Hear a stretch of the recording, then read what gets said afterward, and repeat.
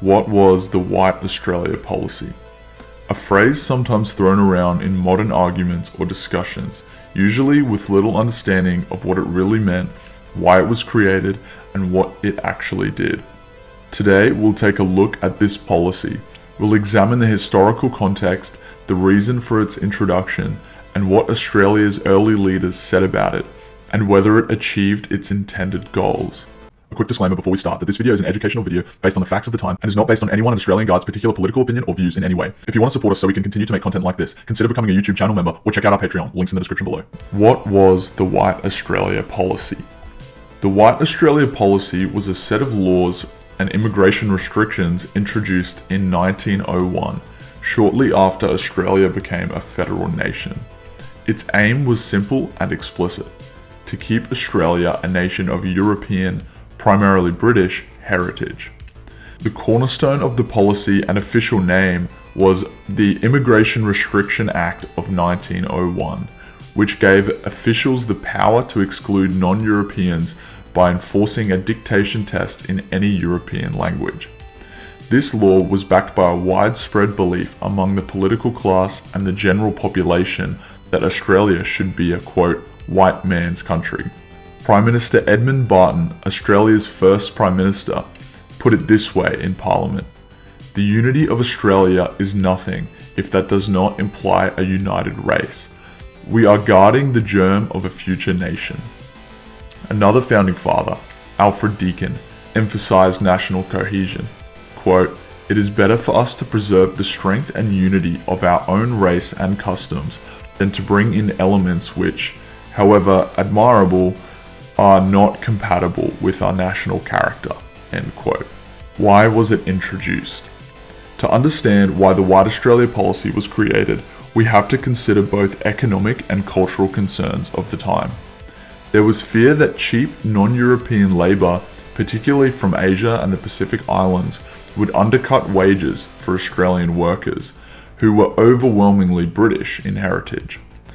The trade unions were strongly in favour of the policy, believing it protected the, quote, working man's standard of living. Billy Hughes, who later became Prime Minister, once said, quote, "We stand for a white Australia because we want to protect the standard of living of the Australian worker," end quote. But the issue wasn't just economic. According to Australia's 1901 census data, of the 3,700,000 population of Australia, 98.5% of them were of European descent, and 96.1% of them were Christians. There was a deep cultural belief that Australia, newly independent, had to preserve its European identity, Christian devotion, and way of life. It wasn't seen as racism in the way people use that word today. It was seen as national preservation. Public support at the time. Support for the policy wasn't limited to politicians. It was widely supported by ordinary Australians. Newspapers, church leaders, and unions all backed the idea of keeping Australia European. Think of the White Australia policy? Well, I think it's a good, and they should really have it and keep out the coloured races. The White Australia policy, well, I think you have to live in a country with coloureds before you can decide upon it. People here don't live with Aboriginals, do they? But in New York they live side by side with coloureds. I come from New York, and I wouldn't care to have them living in the same house as me. And I think it should be continued. Even more forcefully, perhaps? Even more forcefully. Why is that? Well, I believe in the way things are at present. When you take into consideration what's happening overseas, in South Africa and those places, we seem to be very well off here. What do I think of it? I think it's very good. But you'd see it kept in force? I would think so. The White Australian policy? Well, I think it's all right as far as it goes, but I still think we should give our abos a good, fair go. I don't altogether agree with it, but just the same, I wouldn't like to see the place overrun by all these other nations. We should keep our country, let's say, as white as possible, but we have our own natives that we should look after. Do you say white in a purely coloured sense, or some economic necessity? Well, no, I think that we should have migration is a very good thing. But I think we should stick more to British migrants. As you've just seen in this clip, Across the board, Australians, for many different reasons, all of them seeming to be justifiable, backed and supported this policy. Even today, some Australians express support for returning back to the policy largely because of the ideals behind it, whether it's about culture, wages, or national identity. Did the policy work? So, the big question, did the White Australia policy actually work? Well, if we measure it by the goals of those who created it, the answer is yes. From 1901 to the late 20th century, Australia remained an overwhelmingly European and Christian country in its demographics. Wages for Australian workers remained high by global standards, primarily thanks to the exclusion of low-wage foreign labour and the rich resources we have in this country. And because of these things, cost of living was extremely affordable, and Australia avoided many of the ethnic tensions seen elsewhere, at least for a time. Immigration was tightly controlled and the policy was strictly enforced. The cultural makeup of Australia remained European Christian in identity, with English as the dominant language, common law as the legal system, and Anglo traditions shaping education, media, and politics. According to 1961 census data, of the 10.5 million population, 98.7% of people in Australia were white and of European descent, with only 137,000 non-white people in the entire country. 87.39% of the country were also Christians.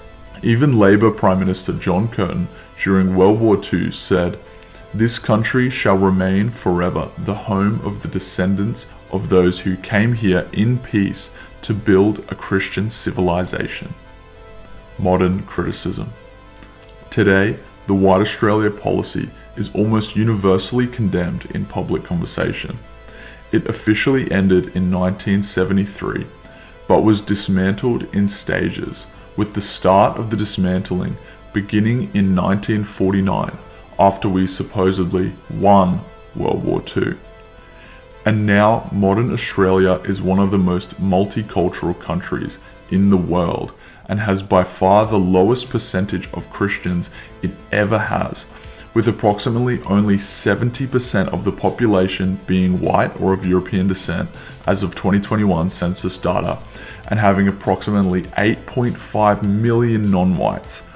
And only 43% of the nation identifies as Christians, and both those percentages of Christians and whites in this country are rapidly decreasing. But critics often misunderstand what the policy was trying to achieve. It wasn't about hatred or violence, it was about preserving a specific national identity, European, Christian, and cohesive. Do you believe that the so-called White Australia policy will always be a stumbling block? I don't think it's such a stumbling block as people pretend, but that it's important for us, I haven't the slightest doubt.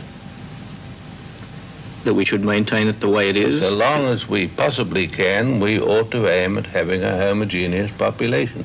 I don't want to see reproduced in Australia the kind of problem they have in South Africa, or in America, or increasingly in Great Britain. I think it's been a very good policy, and it's been of great value to us. And most of the criticism of it that I've ever heard doesn't come from these Oriental countries, it comes from wandering Australians. For these views, of course, in the past, Sir Robert, you have been described as a racist. Have I? I have read this, yes. Well, if I were not described as a racist, I'd be the only public man who hasn't been. That's one of these jargons, isn't it? One of these mod words. You call a man a racist. This view, whether you agree or not, is one shared by many people historically, and even some today. The argument is that without a strong core identity, a nation becomes fragmented, which some people say you can clearly see the negative effects of this fragmentation in this nation now. Quotes from leaders. Here are more direct quotes from Australia's early leaders to show how open and united they were in supporting the policy. George Reid, former Prime Minister, quote, "The cry of a white Australia is not merely a matter of sentiment, it is the essence of our national being," end quote. Arthur Cowell, Immigration Minister in the 1940s, quote, "We have 25 years to populate this country before the yellow races are down upon us," end quote. This kind of language is now seen as crazy, far-right racism, but at the time it was standard among political leaders of all parties and among the whole population. Conclusion. So what was the White Australia policy? It was a deliberate effort to preserve a British, European, Christian, and working class society in a new and vulnerable continent. By the standards of the time, it succeeded. It kept Australia ethnically homogenous, culturally cohesive, and economically strong for decades, with extremely low crime rates and very affordable living. But whether you view that as good or bad depends on your perspective. But it is history and factual. And history deserves to be understood, not erased, not distorted like a lot of people, including almost all mainstream media, are doing now. History like this deserves to be told truthfully and accurately. Like and share this video to help more Aussies and the world understand our history. And if you want to support what we do so we can continue making videos like these, consider becoming a YouTube channel member or a Patreon. Links in the description below. Lord Jesus, save our nation.